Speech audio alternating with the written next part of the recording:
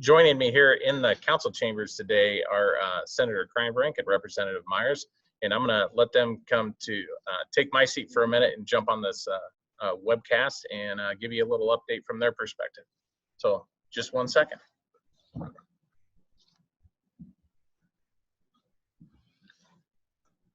Hey everyone. So we did a few things in the legislature to start with. First of all, we suspended for at least 30 days and passed a resolution that the governor can appropriate emergency funds when needed. So she has a little bit more flexibility in case we don't go back early enough to address this year's budget. The budget will be funded at levels that are 2020 levels. However, the schools will be funded at the higher appropriation with the SSA because that's already gone through. What's the state doing to address what's going on? Number one, the governor has updates every day on what's going on in the state. So she addresses the number of cases we have, the number of negative cases we have. Unfortunately, we're all very saddened that we did lose one person in Dubuque from coronavirus. We have set up a new website in Iowa to keep those statistics current, and that's coronavirus.iowa.gov. So you can get onto that website anytime and see what the current status of the virus is around the state. A couple other things we've done. We know that number one, what's been talked about already, social distancing is very important. So if a person is sick, we want them to stay home. But a lot of people won't stay home when they're sick because of financial reasons. So governor has addressed unemployment issues. So if someone needs to file for unemployment, they can do that right away.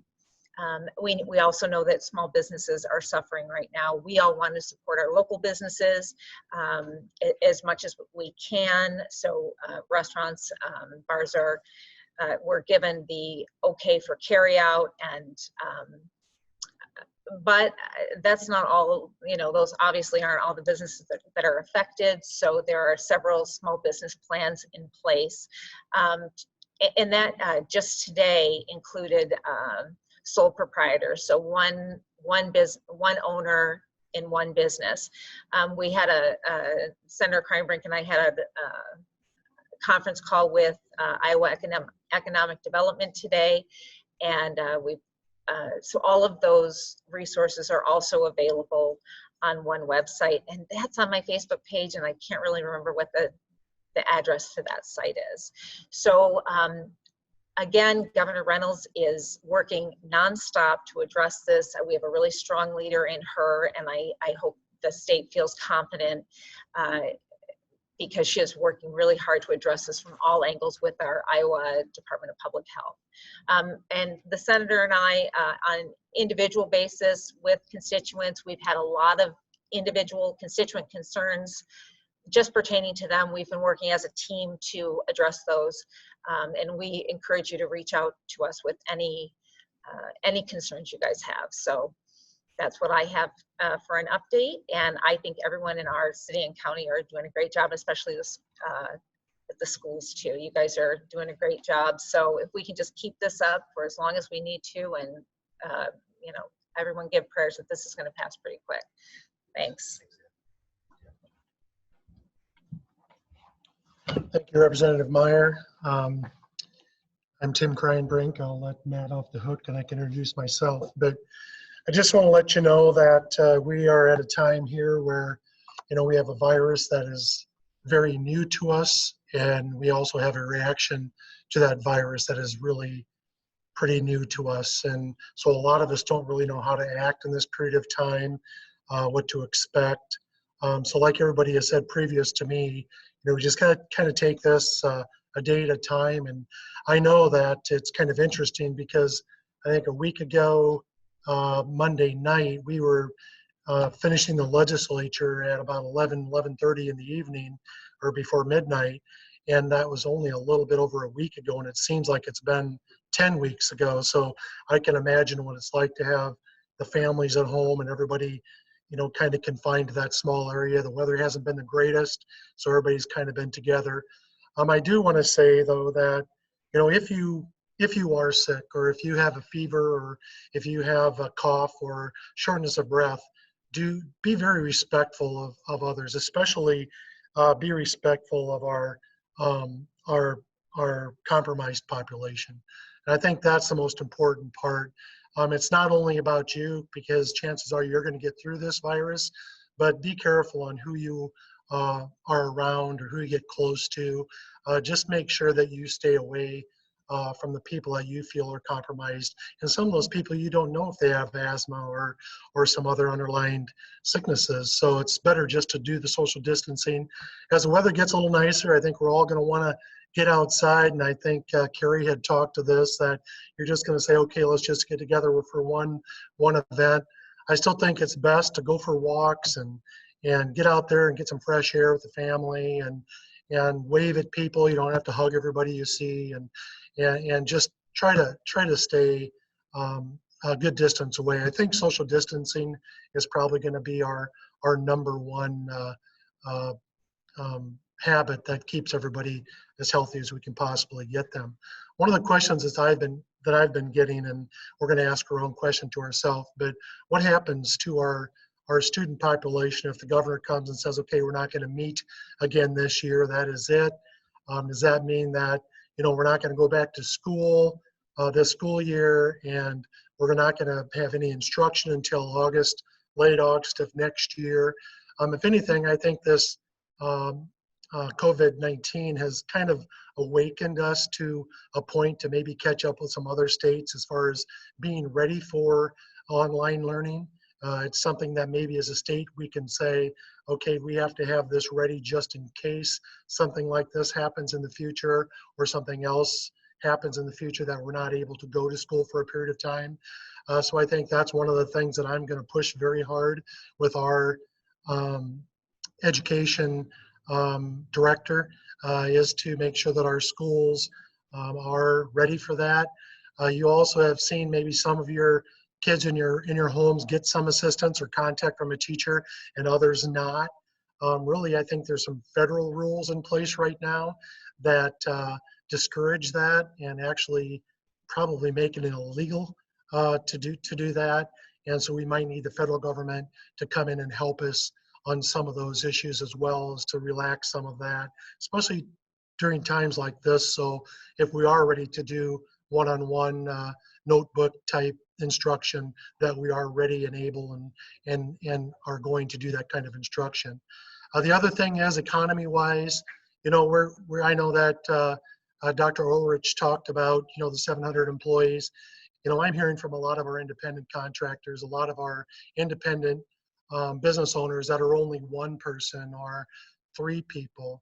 There's not help out there quickly for all of those. And when this is over with, and when we're allowed to get out and go again, go patronize those businesses, help them out, get them going as quick as we can again, because we don't want those businesses and people to leave our communities. We don't want them to have a bad experience and have to close their doors, because we all count on them when they are here. So get back in the saddle, kind of like Mary Gibbs said, we got to stay positive.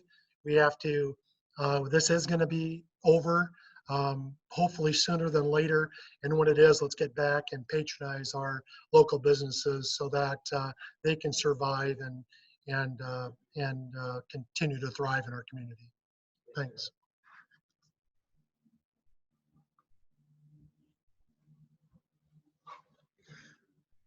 Well, I'm back.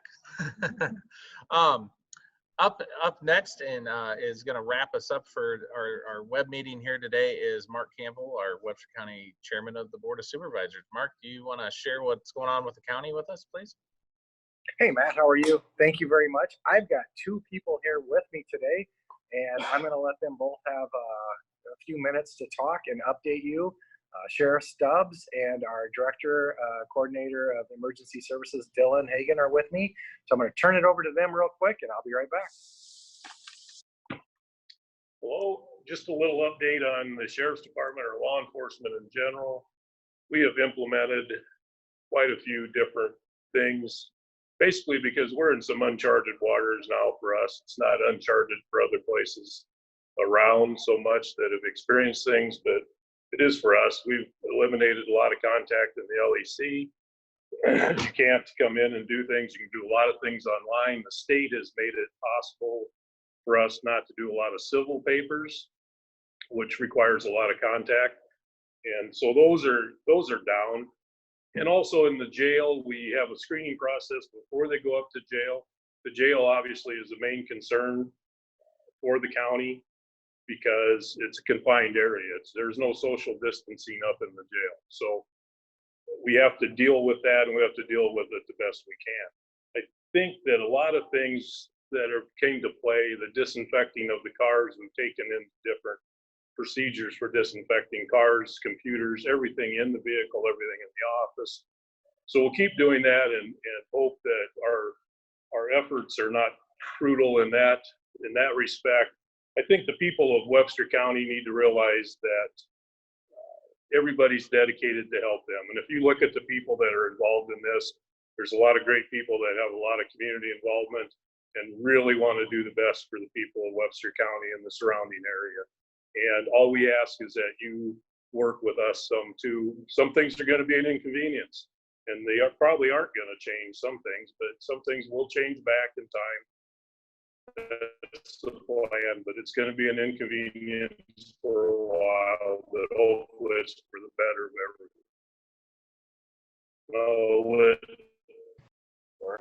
There I am. It's just slow. Okay. Basically, we're just at the county level, we're making sure we have all the resources we need. We've gotten a few donations. Continue to work with Ron and Public Health to coordinate our responses in that aspect. Any donations or things we're receiving, we need to make sure that we are keeping track of. There is federal reimbursement available for supplies that are going into this process. So if there's any questions, anybody can reach out to me at any time. So that's about all I have.